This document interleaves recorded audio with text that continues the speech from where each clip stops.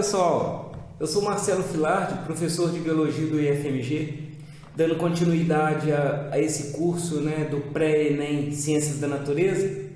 Estamos entrando na semana 13 e, continuando o assunto da anatomia e fisiologia humana, abordaremos o sistema digestório, pessoal. Então vamos lá rápido, porque é muito bacana essa aula. Então vamos lá. Então olha só, a gente vai abordar as estruturas, órgãos do sistema digestório e as funções, essa integração entre eles, anatomia digestória, o processo físico-químico da digestão e também o tecido adiposo, que tem tudo a ver com o que se come. Então vamos ver? O sistema digestório, pessoal, ele começa com a boca, Então lá na boca a gente tem toda as funções sensoriais da língua, a dentição que faz esse papel mecânico da digestão. E aí, ao se ingerir, passa lá pela faringe, que é o finalzinho do céu da boca. E aí, pelo esôfago, conduz o alimento ao estômago. No estômago tem a ação química do suco gástrico, O suco gástrico, pessoal, ele tem a pepsina, que é uma enzima que digere proteína, em meio ácido. HCl, pH 2 no estômago, enquanto lá na boca o pH é 7, esse ambiente salivar torna o pH da boca 7, no estômago é 2. Olha que diferença, e que interessante isso, porque acaba dando uma proteção natural contra micro-organismos. Olha, mas a gente pega verme pelo que se bebe e pelo que se come. Mas a gente pega verme, não é com verme. Ninguém engole lombriga, ameba. A gente engole o quê? O quê? Que consegue passar essa barreira química ácida do estômago? Cisto, gente, ovo! E aí, do estômago lá, o alimento vai para o intestino. O intestino divide em duas partes, que é o delgado e o grosso. Sendo que o delgado, ele recebe a secreção do pâncreas e da bile e o suco entérico. Então tem a secreção pancreática, secreção biliar e secreção entérica, tudo no intestino delgado. E aí são 5 metros de digestão e absorção de tudo que a gente come. E aí o intestino grosso, que é a porção final aqui, tá vendo? O intestino grosso acontece a absorção da água, solidifica-se os resíduos fecais, acabou a digestão. Parece simples, Mas vamos ver com mais detalhe? Na boca, então, tudo que a gente come de farináceo, de carboidrato, essa parte de amido, nos grãos, nos alimentos integrais, no pão, o amido, olha aqui, o amido contendo aqui nesses alimentos, no pão, por exemplo, no bolo, batata, mandioca, o amido, que é uma cadeia de glicose enorme, é transformado numa dupla glicose. Isso aqui tem um nome: maltose. Repetindo, a enzima que digere o amido e transforma em maltose, a gente chama amilase. Ou amilase é uma carboidrase, Ou pitialina. Repetindo, a amilase salivar, ela é uma enzima que quebra o amido, que são cadeias longas de glicose, transformando as cadeias de amido em duplas glicoses, chama maltose. Então na boca, tendo uma mastigação calma, pessoal? Porque o povo hoje nem mastiga direito, engolindo grão de arroz inteiro, aí quando vomita vem com esse pedaço inteiro. Que isso, gente? Mastiga.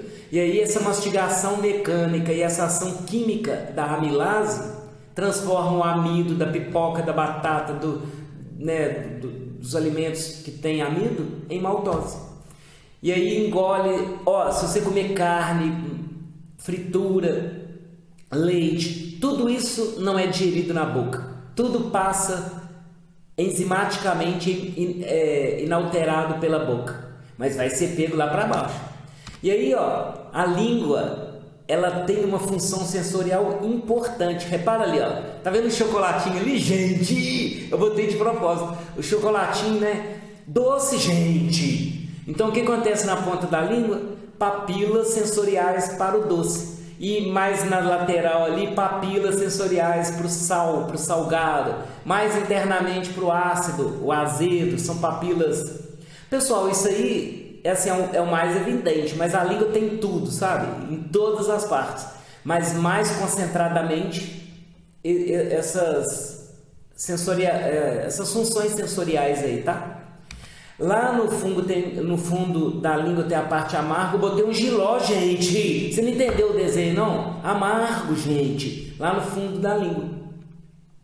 E tem o umami, né? Eu não sei se vocês sabem, né? Que é um último sabor aí que foi descoberto. O umami, ele é vem de chinês, né? O japonês, que significa no japonês é gostoso, saboroso, delicioso. Por isso que eu coloquei ali as carnes, né? O queijo, aqueles sabores do queijo, dos frutos do mar. Aí eu coloquei cebola ali, você eca. Gente, por que você não gosta de cebola? Não, eu não gosto por causa do barulhinho quando a gente mastiga. Ah, gente, você é bobo. Então, aí estão os setores sensoriais da língua que confere essa palatabilidade aos alimentos. Não é bacana?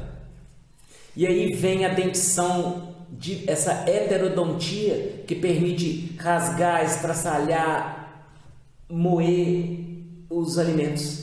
E vem a ação química da amilase e transforma o amido em maltose. Mas tudo que você comer ali que não seja o amido vai ser deglutido enzimaticamente intacto, tá bom? Lá no estômago, eu trouxe aqui uma histologia do estômago, tá vendo? Isso aí são células do estômago. Pessoal, ali tem células que liberam HCl, acredite. E tem células que liberam uma enzima chamada pepsina. Pepsina é uma protease.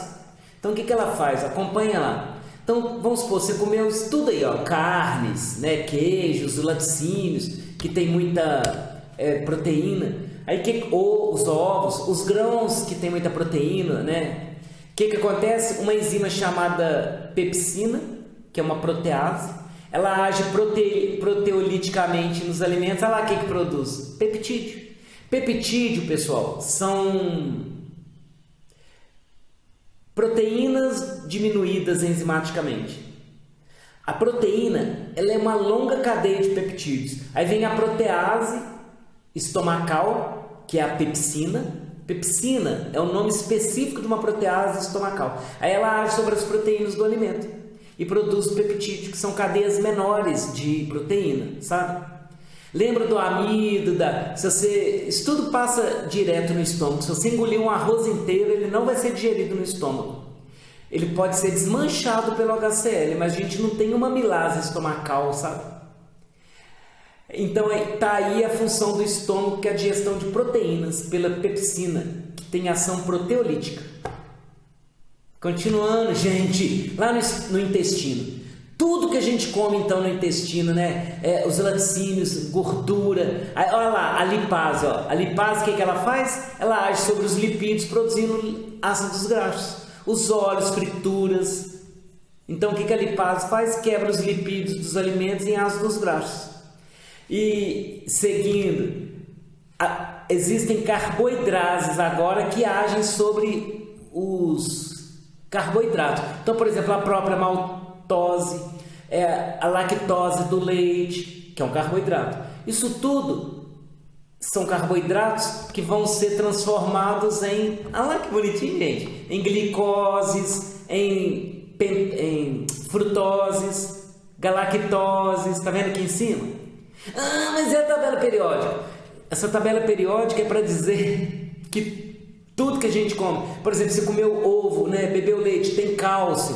Então eu botei a tabela periódica ali, gente, que são os íons, os minerais que a gente ingere nos alimentos, sabe? Então, repetindo, no intestino, os lipídios, os carboidratos, as proteínas, tudo que a gente ingere é transformado nas unidades estruturais.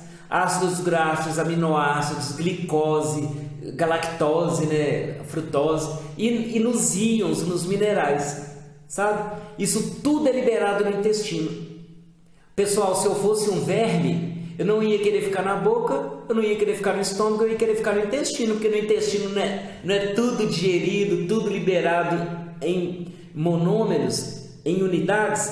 Se eu fosse um verme, eu queria ficar lá. Aliás, o intestino é o alvo de muitos vermes, né? Entendeu, gente? Tá, e aí continuando, o que acontece, pessoal? Fica olhando, o que acontece? Ah lá, isso tudo que a gente digeriu é capturado por essas estruturas que a gente chama de microvelocidade. Vamos ver de novo, que bonitinha lá. Tudo isso aí que você está vendo ali de ácido graxo, glicose, as unidades serão absorvidas nas microvelocidades do intestino. Isso aqui que você está vendo aí cinza, isso aí é a extremidade de uma célula com essas dobras chamadas microvelocidades. O que elas fazem? Absorvem os nutrientes digeridos, pessoal. É muito bacana, né não? Ah, eu acho legal. Agora tem um negócio que a gente... Tá vendo aí, ó, os vegetais, brócolis, tomate, pimentão. A celulase, ela vai transformar a celulose desses alimentos. Ah lá. Aí, ó, nessa fibra comprida aí. Mas peraí, gente. Não, gente, ninguém aqui consegue digerir, não, gente. Por isso que eu coloquei aqui, ó. Nós não temos celulase, nós humanos, nós não. Aliás, ninguém tem. Assim, não, cavalo tem, gafanhoto tem, coelho, esses boi. Não, gente, eles têm uma flora intestinal, né? Um microbioma intestinal que produz a celulase, que digere a celulose dos alimentos vegetais que eles ingerem.